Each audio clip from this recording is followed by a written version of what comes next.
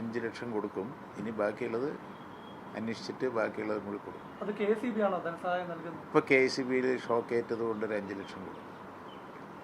5 ലക്ഷമല്ല, കൂടുതൽ കൊടുക്കും. ഇപ്പോൾ ആദ്യത്തെ ഇനീഷ്യൽ സ്റ്റേജിൽ 5 ലക്ഷം. മിഥുൻ്റെ കുടുംബത്തിന് പ്രാഥമികമായി 5 ലക്ഷം. ഇത് സൂപ്പർവിഷൻ നോക്കേണ്ടതാണ്. അത് നടന്നിട്ടില്ല. അത് ഹെൽത്ത് ബോർഡിൻ്റെ ഭാഗത്തു നിന്നുള്ള ജീവനക്കാരുടെ വീഴ്ചയാണ്.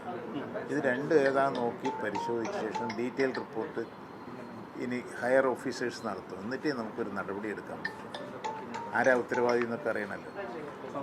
ഇപ്പോഴുള്ള സ്കൂളിന്റെ ഭാഗത്ത് വീഴ്ച വന്നതായിട്ട് മന്ത്രി ശിവൻകുട്ടി പറഞ്ഞിട്ടുണ്ട്. അത് ശരിയാണ്. അത് അന്വേഷിച്ചിട്ട് നമ്മുടെ റിപ്പോർട്ടും വന്നിട്ടുണ്ട്. ഇവിടുത്തെ റിപ്പോർട്ട് നിങ്ങൾ രണ്ടാളുടെ റിപ്പോർട്ടിലും വന്നിട്ടുണ്ട്. അത് വന്നിട്ടുണ്ട്. അതേപോലെ ഇത് നോക്കേണ്ടതും ആർക്കാണ്? ജീവനക്കാർക്കുണ്ടല്ലോ.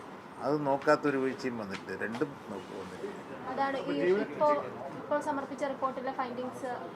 അത് തന്നെയാണ് പറയണത്. വീഴ്ച വന്നിട്ടുണ്ടെന്നുള്ളത് പറഞ്ഞല്ലോ. രണ്ടും പറഞ്ഞിട്ടുണ്ട്. ഞാൻ റിപ്പോർട്ടിൻ്റെ കോപ്പി തരാം. അതെ, അതിൻ്റെ ഉയർന്ന ഉദ്യോഗസ്ഥന്മാരെ അന്വേഷിച്ചിട്ട് ആരൊക്കെയാണ് ഉത്തരവാദിത്തം, അന്ന് സർവീസിലുണ്ടായിരുന്നവർ ആരൊക്കെയാണ് ചെയ്യുമ്പോൾ എന്നുള്ളതൊക്കെ മനസ്സിലാക്കിയിട്ട് വേണമല്ലോ ചെയ്യണമെങ്കിൽ. ചിലവാക്കിയിട്ട് ചെയ്യണം കേട്ടോ.